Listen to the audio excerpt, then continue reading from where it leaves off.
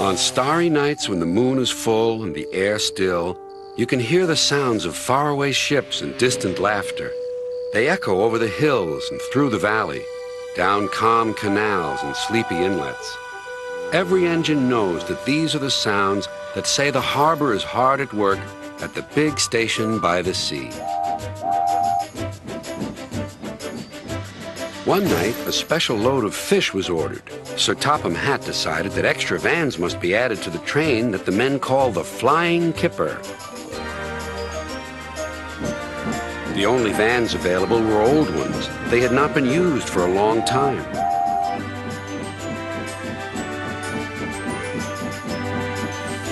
Henry waited impatiently by the quayside as Duck shunted them into position.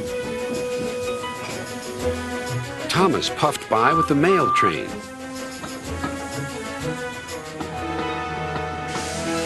Hello, Duck. Going fishing? I'd take care if I were you. Why? Huffed Duck.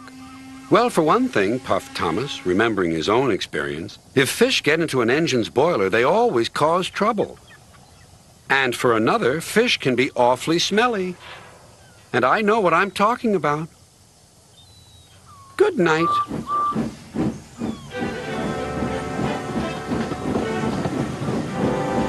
Henry grunted dreadfully. You'll just have to put up with it, Henry, said his driver. At least the extra load will mean you can have another engine help us up Gordon's Hill.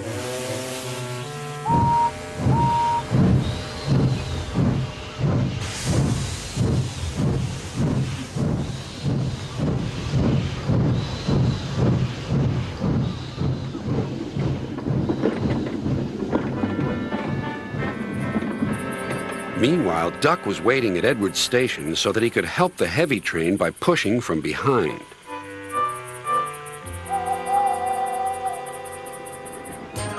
Henry made good progress.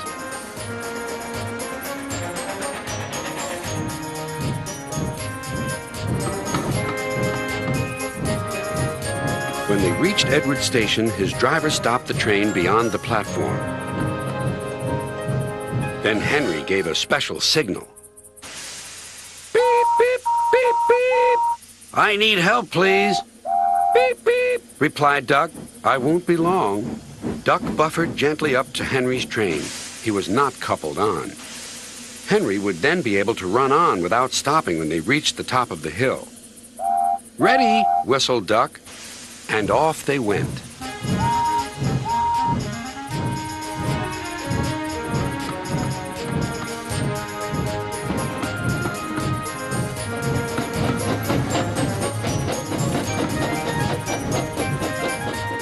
Soon they reached Gordon's Hill. Push hard, puffed Henry. We're doing it, replied Duck. Henry was pulling his train harder than he realized.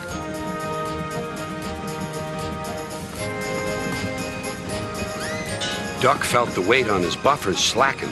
Then Duck noticed something else. There's no sign of a tail lamp, he puffed. He whistled, but there was no reply. Meanwhile, Henry had noticed something too. My train's getting heavier, he thought to himself. I'm slowing down. Then there was trouble.